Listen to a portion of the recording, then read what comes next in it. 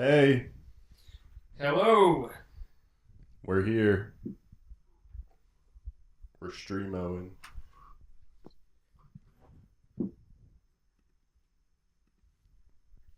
Feel free to talk. Sorry. No, it's okay. First time streamers over here. Here we are. Yeah, we're up on the big screen. You guys can't see it, but we can. Yeah, we were supposed to be streaming 2K, but our box little capture card broke, so that's fun. Yeah, so we're not streaming 2K. Yeah, so this says 2K in chat, but this is just going to be a chat. Yeah, not sure how long it's gonna be, but we got some stuff we gotta talk about. The Sun beat the Wings, and now they are one game up on the Chicago Sky. Some Donovan Mitchell Knicks stuff we can touch on. RJ Barrett getting an extension, and what else, Dan? Anything else? I know I'm missing something. The Yankees continue to play pretty poorly. That's right. And Aaron Judge just hit his 50th home run. So, kind of two different stories right there. But yeah, you want to get into the Sun? Absolutely. So I have my notes up on the screen here, but I can't reach them. Actually, if you want to give me a second to pull them Sure. up on my phone. I didn't take any game notes for game one because I was watching it while we were without power at our place. So I was just chilling with some mango curry and some bubble tea, watching the Seattle Storm versus the Aces, and then watched the Sun on my phone. Just chilling by the Candlelight? candlelight. Yeah, we lost power last night. Not even last night. In Yeah, the middle of the day, for the when whole I was day. giving you that work. Oh my god. All right. Just Big bodying man over here. Dan in Yeah. 2K. Well, no, because I was thinking, and like I remember in 2K21 when I first started playing, like I would pull up to your guys' house and I'd have to be like the 98 Bulls, and you guys would be like the Knicks with Frank Ntilikina and Dennis Smith Jr., and I still couldn't do anything. So like, it's come very full Okay. circle. I was definitely not playing the Knicks with Frank Ntilikina. That might have been our friend Sam. That was Sam, yeah. Well, whatever. You guys would have to play really bad teams, and you would still beat me. You've come a long way since then. Come a long way. The live stream that we intended to have might show that. Dude, it would have shown that. And Oh maybe my you guys will God. get to see that one day soon. Yeah, I'll just have to buy another box. Maybe of a slightly higher quality this time. Yeah, maybe we'll split it. Yeah. But anyways, I pulled up the game notes that I took for this game, so I'm ready to get into it. Get into it, dog. Wow, this I may have. I think I said last episode, that I hadn't watched a lot of WNBA before this current playoffs, Correct. and as such, I was not familiar with Candace Parker as much as you probably. CP3. CP3. They actually gave her the shout out during the game, CP3, and I was like, whoa. They call Chris Paul that too. And Candace Parker, really Chris Paul is not far off because she can really do it all. She can assist, she can rebound, she had like 6 blocks in this game. Yeah, they called her the best point forward in WNBA history during the game. Incredible. Yeah, and I think they're correct. This was an incredible game from Candace Parker. I don't have her stat line up in front of me, and I should have dropped it in my notes too. Sorry, I can look it up. My phone's about to die though. Well, if it dies, that's I could look it up too. But she was playing. Well, sorry, I don't know where I was going with that exactly. I'm just gonna get into the game Man's notes. just so hype about the Candace Parker. I am. I've never the Candace Parker. the Candace Parker. And the "the" is deserved. She passed. I saw Maya Moore in this game. Yep. For point totals all time. Yeah. And, yeah, it's crazy. Yeah, which is insane. She had a double-double. I remember that. Her stat line was... Yeah, Candace definitely showed up. The backcourt from the Sky, I thought, was unusually quiet. A little lackluster in this game. Candace finished with 19... to Allie Quigley's face. I will not say that. Face. No, I won't. I won't. It's 19 points for Candace Parker, 6 blocks, 4 steals, wow, 5 assists, and 18 boards. Jesus Christ! I didn't realize it was 18. 18 That's abusive. That's abusive. Her hustle out there in this game was incredible. And I think one of the announcers made mention of this. They said that Candace had put on her black cape and was trying to will the Sky to a victory, and that's truly what it felt like. I know the Sky didn't win this game, but her effort definitely shone through to me. Yeah, I would agree as well. Yeah, no, Candace had a great game. The 18 boards is crazy. And also, like, let's count that as a triple-double. I mean, that's 10 forced turnovers. You add all those up? Yeah, that's... Just add up the blocks and the steals. Yeah, that's crazy. That's crazy. Man, wow. I mean, I obviously saw she had a game, but man, when you say those stats, like, that's a crazy game. That's a crazy game. And it felt like it, too. When you were watching, you could see. Yeah, no, like, for sure.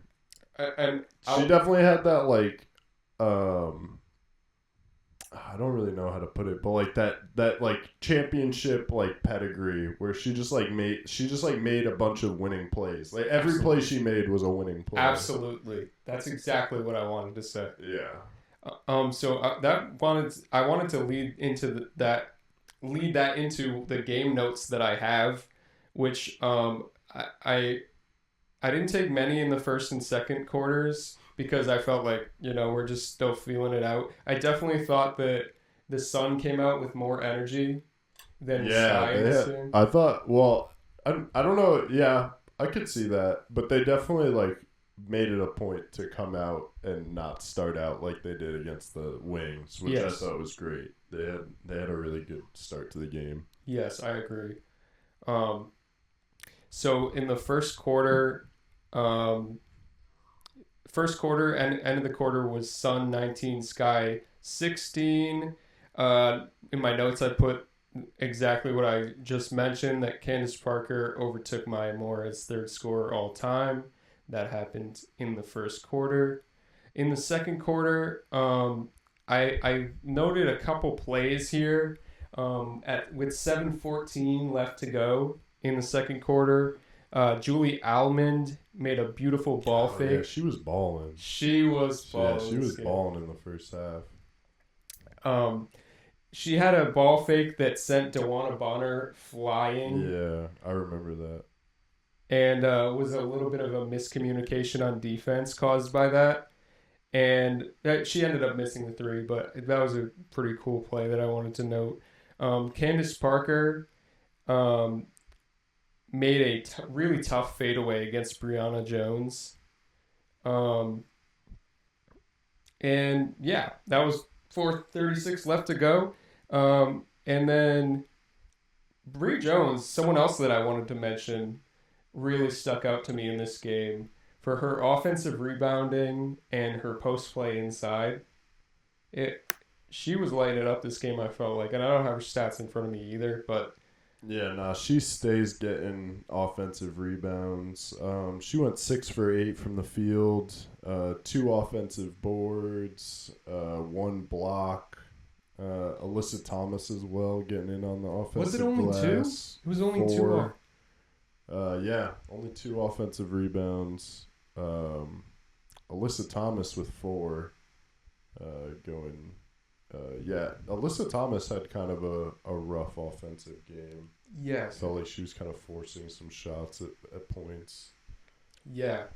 Sorry, I'm jumping around. No. I was trying to do this. I was kind of doing the same thing because, it felt like she had more than that. I don't know. She was definitely a presence on the inside in this game. I felt like, but offensive rebounding in general, I felt like was a key in this game for the Sun. Yeah, that's definitely like something they need to win games, like offensive boards and turnovers. Definitely, like, I mean, Kurt Miller, head coach of the Sun, basically like kind of jokingly apologized to the announcers because he's like, yeah, it's not going to be pretty for TV tonight. Like we play that, like yeah. gritty, grinded out basketball. So yeah, like when the game is getting grindy, like the Sun, like that's when the Sun are at their best and in a best spot for a W.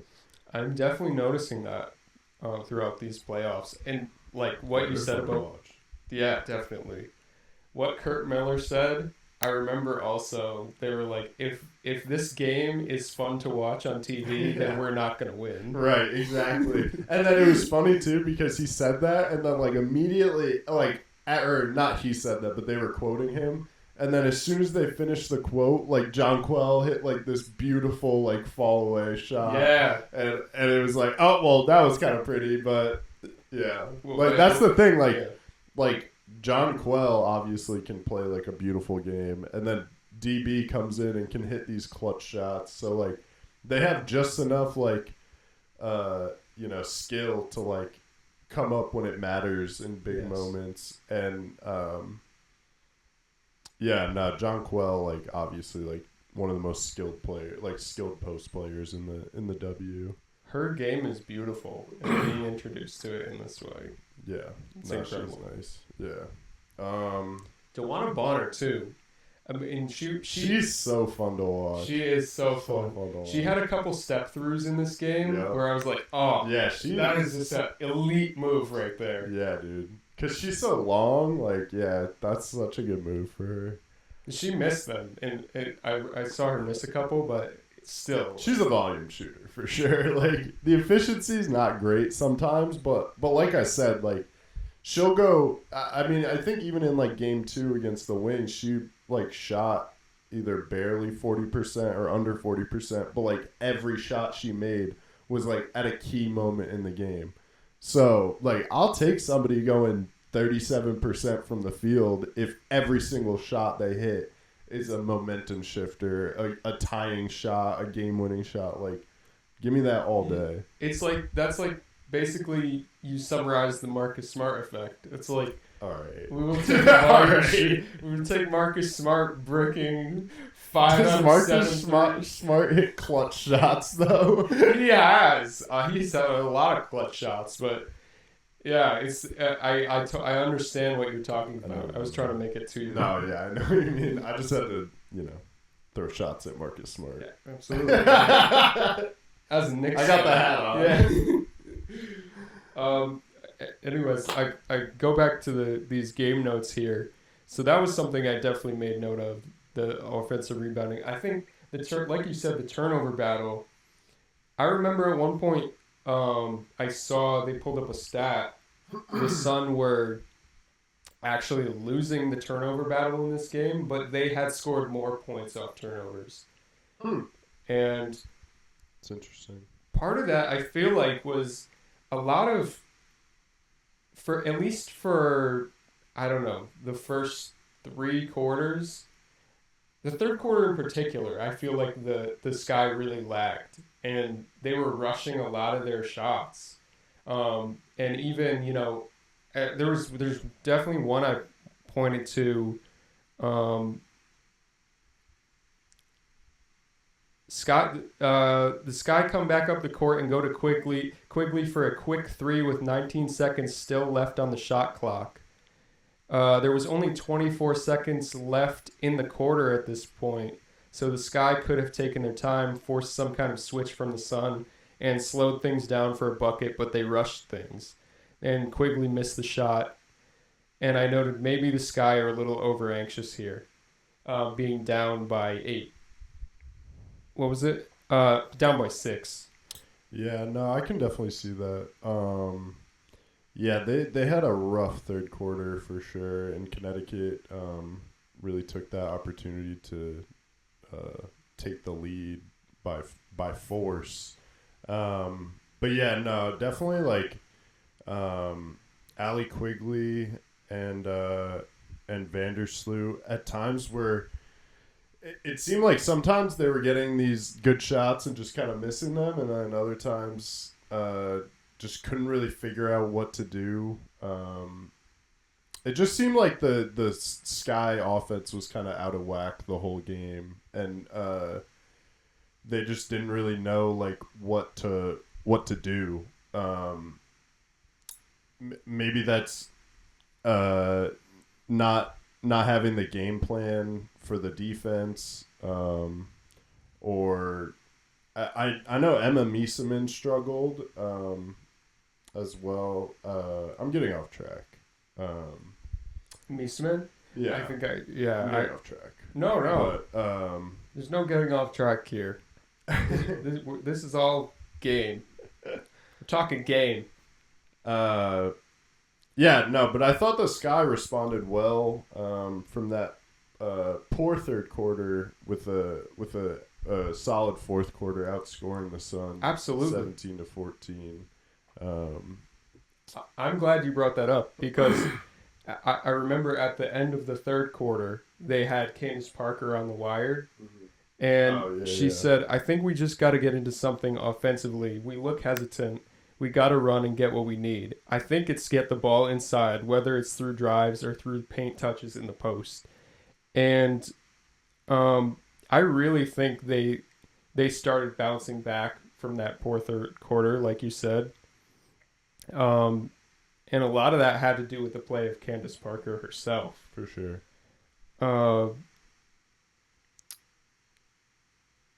Sorry. No, you're good.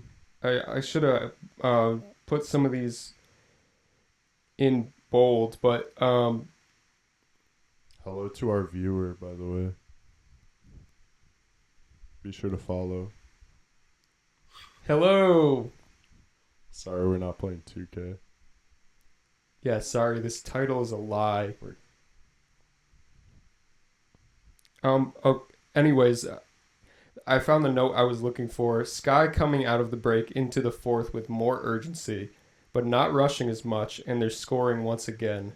They're moving the ball well at this point in the game.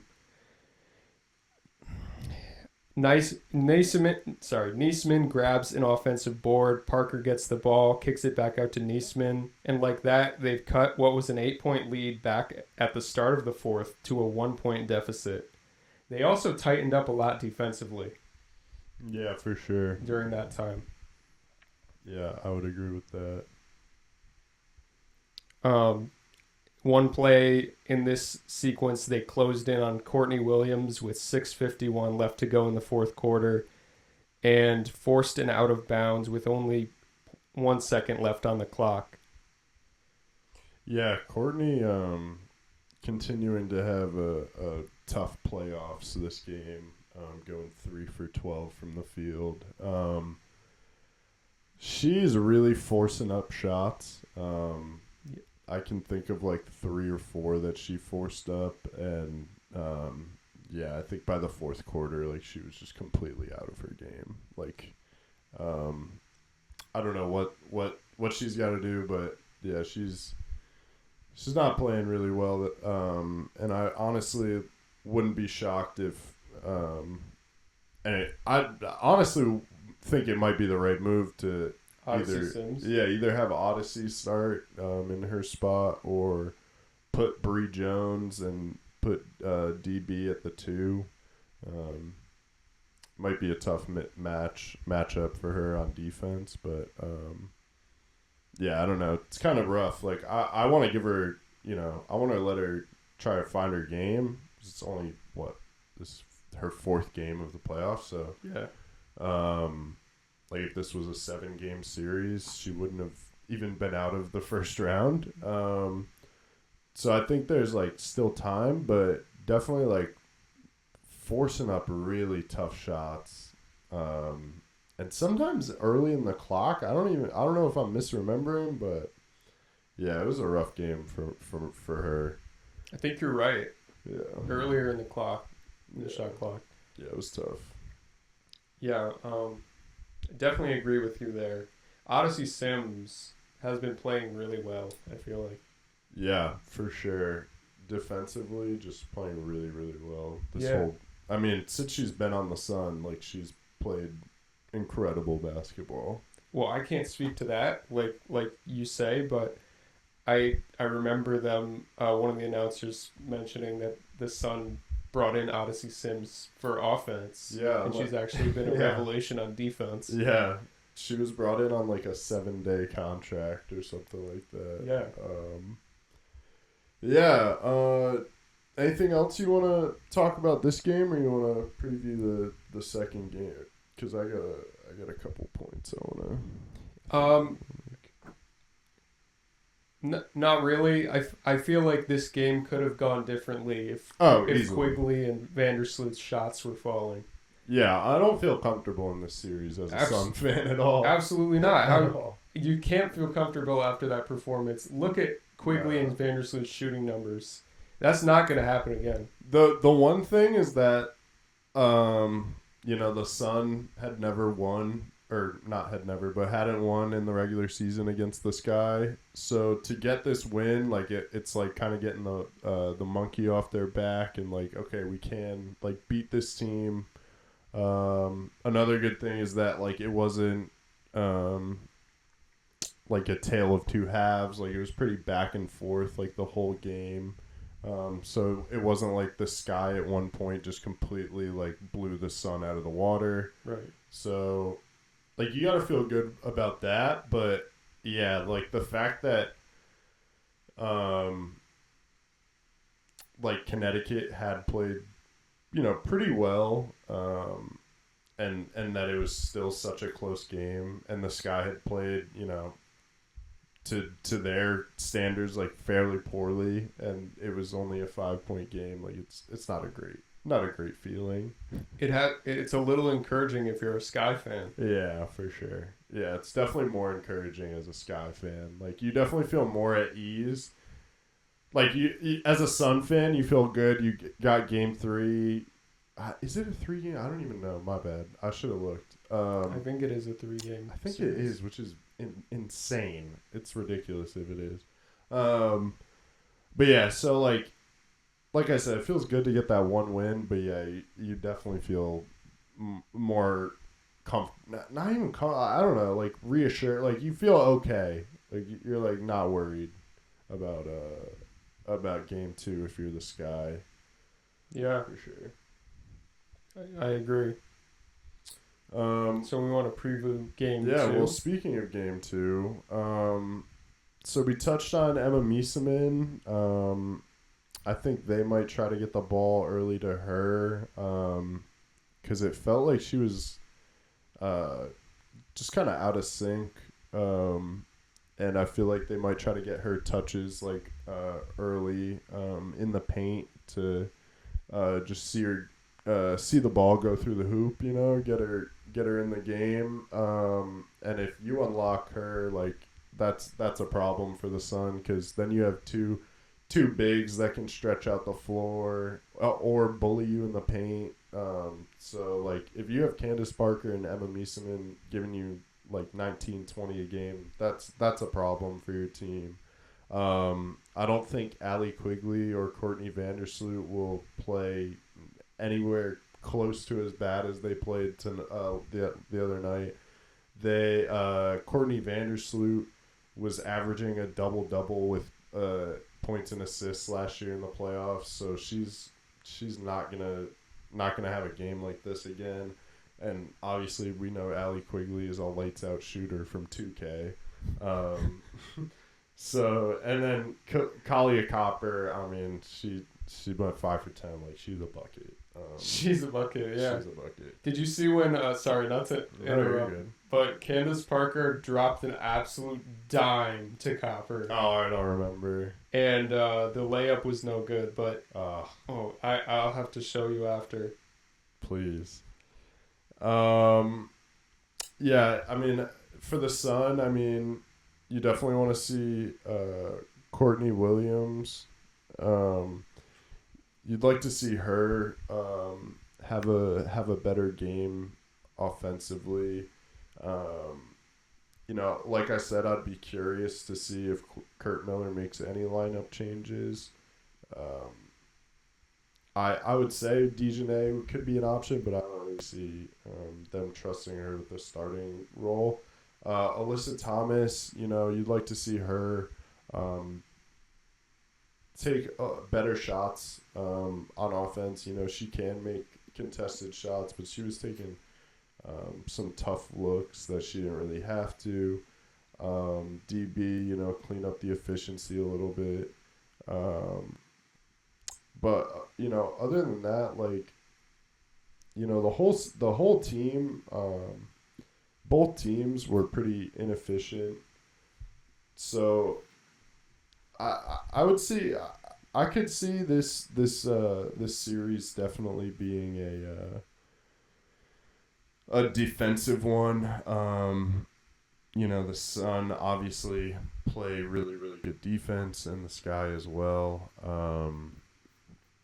And they're just really good matchups. The post play is elite from both teams. I think the guard play is definitely in the Sky's favor. But you know, the Sun have DB.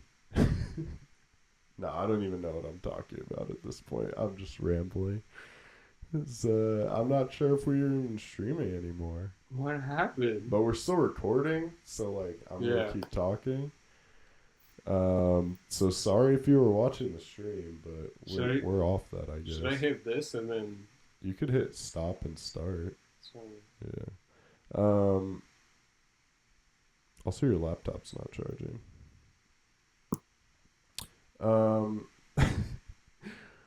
So yeah, that's it for the Sun right now. We can come back to it if Dan wants to talk about it, but while he's figuring this out, I can't keep talking about this. That's all I have to say. As for the Knicks of it all, RJ Barrett just signed a new extension. It was for 4 years, $100 million. $120 million. My fault. I think the max. My phone just died. Wow, we're struggling. The max was 5 years, 185. So they decided. I don't even know if we're recording anymore. Are we? Okay. Yeah. The mic's still giving me things, so I assume I'm gonna keep talking. So the max was 5 for 185. Didn't give him the max. I think that's fair. I don't really think, you know, he's at the level of the guys that have gotten rookie maxes in the past. But definitely worth, you know, $30 million a year. Look at somebody like Tobias Harris. He's getting like $45 million a year for pretty similar stats. Different job or different way about going, or different way to go about it, but you know, whatever.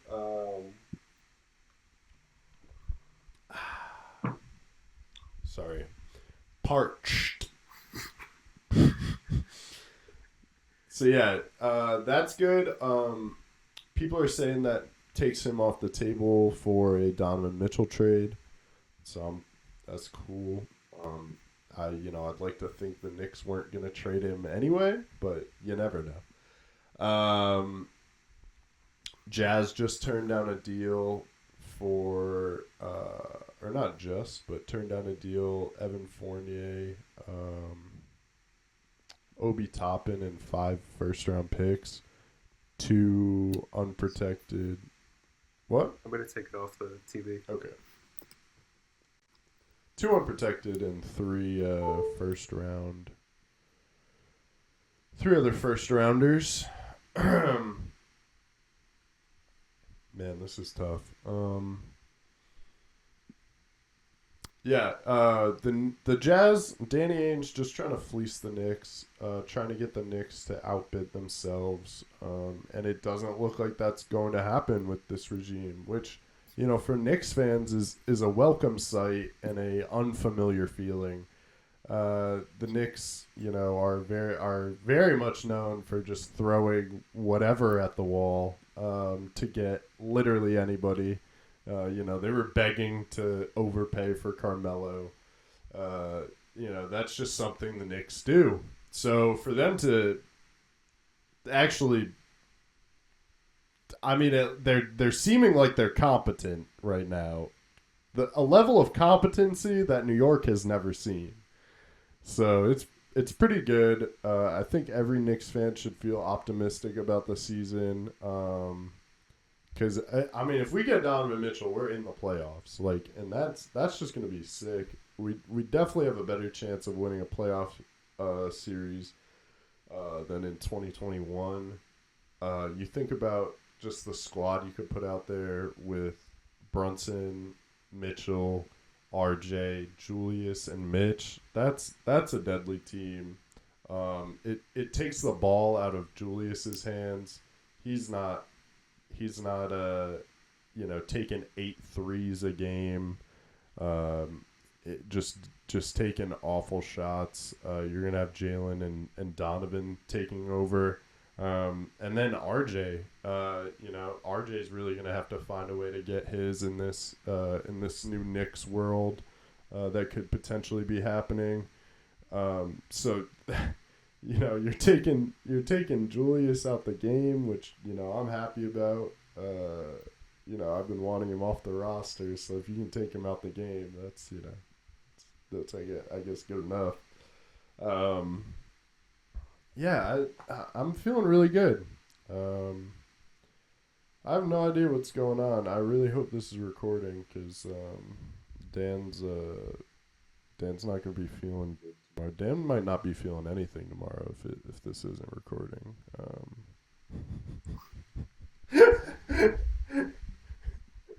Dan's like, did you just threaten to murder me? Yeah, I did. It's YouTube, dude. I can do that. Twitch. This is Twitch, dude. The FCC is like another friggin' universe. This is my world. All right.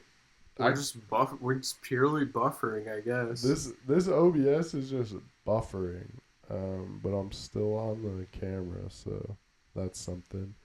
I'm trying to think of other things we wanted to touch on. The Yankees, Aaron Judge, 50 dongers. That's sick. The Yankees playing really bad. Have yet to really come out of their hitting slump since the All-Star break. We're Yankees fans, you know, we thought we were getting something after that Donaldson home run. Nothing. We thought we were getting something after those 3 straight 4-2 wins. But, you know, it's back to the same old, same old. They just split a series with the A's after just making 2 over 6 ERA pitchers for the A's look like Cy Young. They dropped one to the Angels last night where Judge hit his 50th. Yes, last night. And tonight they're playing the Angels right now as we're recording this. They're probably losing that one as well. You know, the Yankees really in a tough spot. Between the batting is not the only issue for the Yanks by far. They do not know who their closer is going to be. You hope it's Clay Holmes. Whenever he comes back, that'll be his. But the bullpen is just kind of in shambles at the moment. Chapman is on the injured list. So it's just really tough. You have Garrett Cole, who I believe in his last 7 starts is at a 4 ERA, who is supposed to be your ace. I mean, he'll have a quote unquote great game for 5 innings after the first inning where he gives up 17 runs. So that just, I might be speaking in hyperbole here, but yeah, it's just not what you want from your supposed ace. Nestor continues to throw the ball well. Jordan Montgomery finally had a bad start for the Cardinals, so maybe the Yankees fans that complain about that trade can stop talking about how Monty is the greatest pitcher of all time. Yeah, it's kind of rough, but you don't want to lose hope because it has only been a stretch of time. And at the beginning of the season, they were playing their best. I mean, record-wise, the best team since '98, that the '90s Yankees. So, yeah, I know you don't have anything to say about the Yankees. I don't have anything to say about the Yankees. I have a lot to say about the stream. Nothing to say about the game. Yeah. Whew. Sorry, that took all of it out of me. I was just going off the dome. You were just stream of consciousness. Wow. I'm sorry, I wasn't paying good. great attention because I'm trying to fix this buffering issue, but I think I went through the whole podcast. I think so. I don't think we have anything else to might be talk. the most succinct that we've ever been. Just straight bullet points for everything. Yeah, I really hope this is recording right now. Bro, because that was legendary. It was a legendary No monologue. notes. That was just off the dome. This is the Marlon Brando over here. If that's what he does. I mean, I don't know. Oh my god.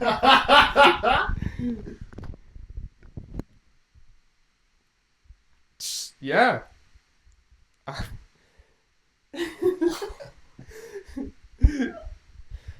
Welcome back to the Marlon Brando podcast, where we discuss our favorite Marlon Brando quotes. Marlon Brando. I love it when he says that, dude. I'm Marlon Brando. I talked about Marlon Brando today. Really? Well, not me. One of my professors. Oh, Shout out A Streetcar Named Desire. dude, I kid you not. I just saw some like TikTok about that movie. I was like, man, I gotta watch this movie. It looks good. Yeah. Have you seen it? Nah. No, he was like, it was funny because he was like, it's in 1947, New Orleans, and this guy comes from this family who had a plantation in antebellum South and did some bad things, but it's not really touched upon, and like, did some bad things, not really, like, yeah, guy doesn't really happen. so. I think we all know what happened. Yeah. And also like some bad things for enslaving people. A little bit of an understatement. Yeah, maybe an understatement. And he also was like, because we have to shoot a scene, or we have to perform a scene, whatever, from it for a project, and he was like, you can set it anywhere, the moon,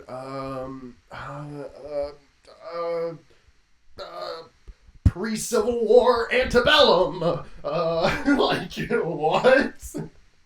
Bro, I just wanted to just, like, stand up in class and be like, no one do that. Like, nah, that's one that you can't do that one, actually. No, do it somewhere else. Like- You can pick anywhere. Pre-Civil War antebellum South. He could have said the Jurassic era. Literally could have said anything. Like, anything. It was weird. Yeah, that was my day. I told Dan about my weird day today. Dan Yeah. worked a lot, like Yeah. always. Yeah, like a Working dog. him to the bone. I think he's lying to me. Where do you think I'm going? I think you just walk around. Like, I think you just leave and you drive somewhere and you just walk around for 12 hours. Just like, You know what? I would have a far more interesting day if I just drove somewhere so much more. and walked around for 12 hours than I do now. You're like, let's check out Jewett City. Trust me, I know Jewett Yeah, City. you've been there, yeah. This man practically runs Jewett City. They don't know about Jewett City. Nah, but every time I drove through it, I just thought it was Jewel. What? Because I would just like look at it really quick. Like Jewel? Cool. Yeah. Like Juul? No. Jewel City? Why would I see two U's in there, my guy? Think about how Jewett is spelled. Oh, Jewel. Like Jewel the artist. Yes. I'm not smoking crack while I drive. Dropping tabs. Like, yo, that says Jewel over there. Bro, that sign is crazy. Oh, man. All right. Well, I hope this has been recording. Anything else you want to talk about, Dan? No. I don't even want to talk at the risk of losing more footage. It's funny, too, because we already tried to record, like, 2 podcasts, and it just didn't happen. Or tried to record this podcast twice. I swear to God, podcasting would be so easy if technology weren't a factor. Like, Oh, my God. Yeah, this has been a rough night for us in tech, which, like, our viewers should not be surprised. Like, we are the least tech literate 23-year-olds you'll ever meet. oh, absolutely. And we're admitting that. It's brutal. But also, it should not be this hard No. to just sit and talk about the Sun game. You make a fair point. It's a pretty valid argument. Yeah. Man, I just wish we were playing 2K right now. Me too. Trying to play some 2K? Yeah. All right. Follow us on Twitter and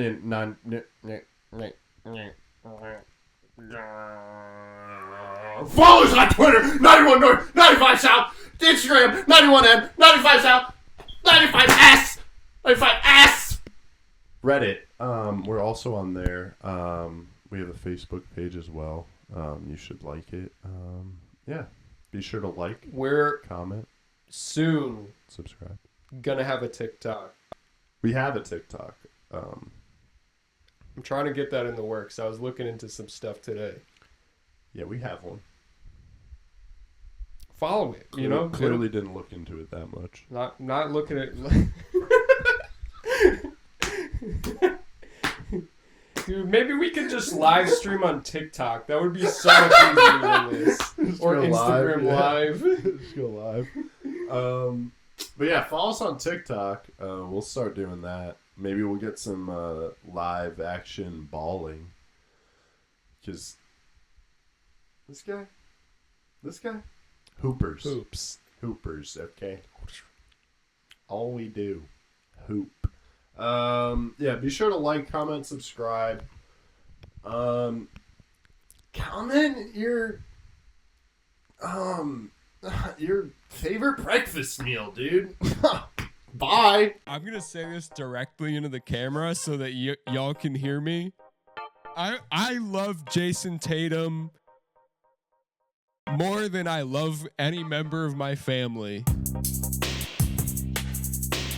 I love Jason Tatum more than I love my family. would I have him ranked above Kawhi Leonard? In terms of small forwards right now, of course excluding injuries. You gotta be out of your mind. Yeah, that's tough. Kawhi Leonard, a champion. This man won Canada a champion. Literally.